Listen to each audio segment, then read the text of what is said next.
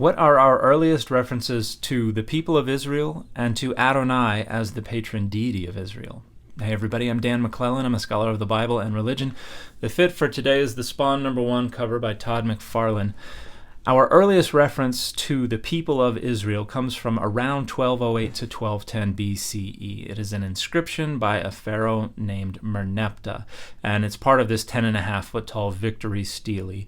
And near the bottom, it references a group known as Israel, and it says their seed is not. He's boasting about having defeated them. And there's a determinative, a way to classify this word that is attached to the name Israel in Egyptian, that classifies Israel as a people, not as a city-state or a nation, which suggests to some scholars that Israel probably started out as some kind of confederation or just group of people before it turned into a full-fledged nation. Now, our earliest references to a deity named Adonai come from over 300 years later.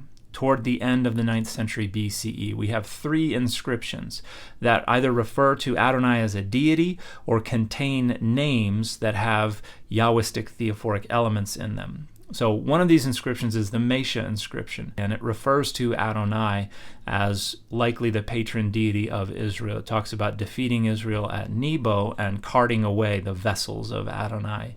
We also have something called the Black Obelisk of Shalmaneser III, which actually depicts in relief the king Jehu bowing before Shalmaneser, and the name Jehu has a Yahwistic theophoric element according to most scholars. There's another inscription called the Tel Dan stele, which comes from around the same time period, and it was executed by an Aramaean, probably Hazael, and it boasts about defeating some Israelite kings, as well as a leader of the House of David, which is probably the name of the dynasty that existed prior to Judah becoming its own nation.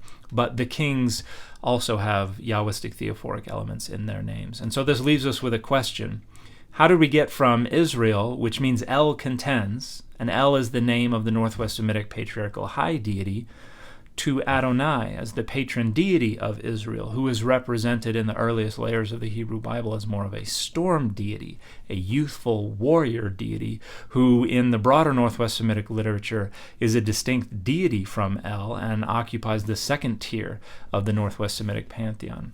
That's a question that a lot of scholars are still trying to answer, but I think we're moving in the direction of an agreement that this deity was probably brought into the northern hill country somewhere around 1000 BCE by probably nomadic tribes that are designated as Shasu by the Egyptians. And if you'd like more information on this, some good discussions are Thomas Romer's book, The Invention of God, which is probably the most accessible of all of these. Mark Smith's book, God in Translation, is a great discussion of how the God of Israel relates to the other gods of the nations around them.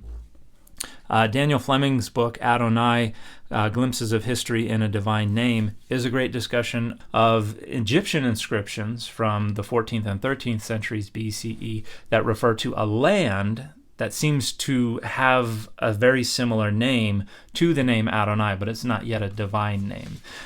We have Ted Lewis's Magisterial, The Origin and Character of God, which talks at some length about the origins of Adonai. And then Robert Miller's book, Adonai, Origin of a Desert God, talks about the Kenite-Midianite hypothesis and how Adonai may come from this sky deity who was worshipped by the Midianites.